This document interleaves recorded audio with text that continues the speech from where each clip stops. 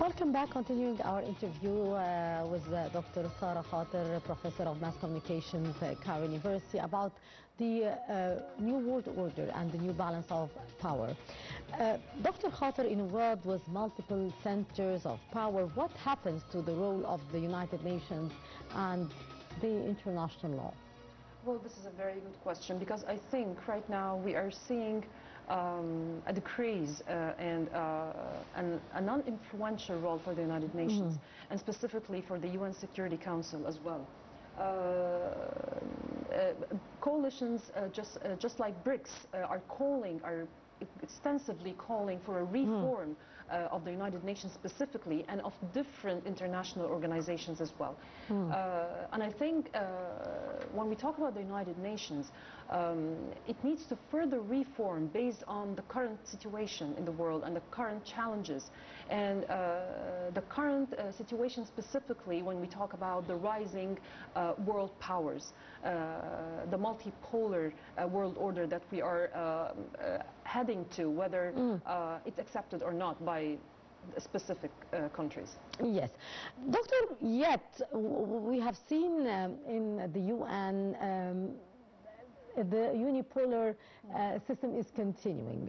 We cannot say that there is a multipolar, because even if China is having a veto or rejecting something, even Russia, the other world powers as well, we are always seeing a veto from the American side. True. So how this is affecting the world balance as well, because it does have a great impact on taking a very important decision to stop aggression, to stop violation, to stop violation against international law, if we might say. Yes, of course. Well, the United Nations Security Council has been established years and years ago. Yep. And let's say that the world order and world politics and the geopolitical scene was a lot different than today. And today we can't have the decision and the destination of entire nations in the hand of just 5 countries. And with the rising powers, whether it's in the global south or developing countries, we have to reform the UN Security Council in order to suit and in order to best fit the current situation worldwide. Yes.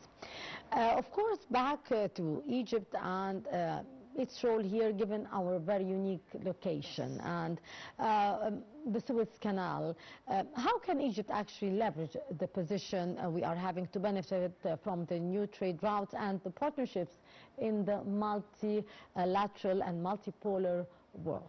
Well, Egypt has a great advantage. As you said, we have several resources, and most important of which is the Suez Canal. By securing partnerships and economic collaborations between different countries, and maintaining a balance in these coalitions and these partnerships as well, which is already happening from east and west. We're not abiding by a specific side, or not aligned to a specific side against the other. And this is actually very important. This is the best strategy to deal with the world challenges nowadays. So by securing these kinds of coalitions and partnerships, I think Egypt will thrive as a global center, a global economic center in the very near future. Doctor, you have mentioned a very important point, that of course we are having a very wise diplomacy, if I might say, because we are having great partnerships. We are having great strategic relations, and this is increasing with the different countries worldwide, with the West, with the East, with different maybe rival states as well. And we do enjoy great relations to the level of strategic partnerships. We have great cooperation with many blocs like the European Union, and we have seen our meetings there. We have seen, of course, our membership of the blocs, the COMESA, and of course many other blocs, and of course our participation in the G7 summit as well. Yes. How that is reflecting our influence as well as maybe developing countries or an emerging economy as well. And I do see how the world is respecting the Egyptian position as well. What's your take on that, Dr. Khater? Well, as I said, maintaining a middle ground nowadays specifically is the best strategy. Yeah, but it's quite difficult. How we are succeeding in this? Yes, it's very difficult and it's very tricky, specifically when you witness the different conflicts that are happening in the region. First, we can see the Ukrainian and Russian war, and then a year later, we can see the war on Gaza, on our borders, actually. So Egypt has been playing a very wise role in handling all of these challenges and in handling the external relations with different countries from either side. I think that maintaining this kind of multi-alignment diplomacy or multi-alignment strategy is very important for Egypt to thrive economically and as a political power as well.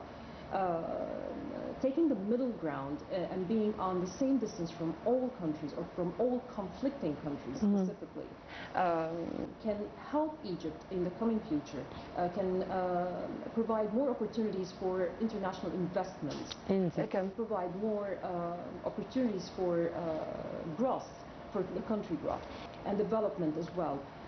So I think that this strategy should continue. And for thriving for the Indeed, Dr. Sara Khater, Professor of Mass Communications, Cairo University, thank you so much for your precious input. It's my pleasure. It's our pleasure. And now we will go to a short break, and after that we'll be back to continue our segments in the breakfast show in Good Morning Egypt, so stay tuned.